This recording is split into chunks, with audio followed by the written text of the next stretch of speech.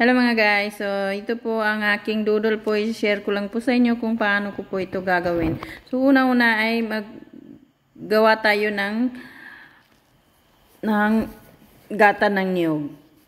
Pagkatapos ng paggawa natin ng gata ng niyog ay pakuluin na itin ng kunti ang gata ng niyog at saka i-mix natin yung naka-grinder na malagkit na itim. So ganyan po, yan po ang malagkit po na itim po. So, una-unahin, ibabad ko sa tubig at saka after 3 to 4 hours ay ini-grinder ko po siya. So, ngayon yan na po ang itsura ng doodle natin po.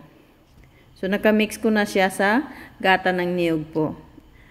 Nilagyan lang ng asukal. So, yan mga guys. Ganyan na. Halu-haluin.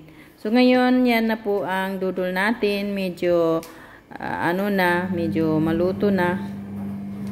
So, ganyan na po siya mga guys. Yan. So, try nyo po mga guys kasi napakadali lang yan lutuin.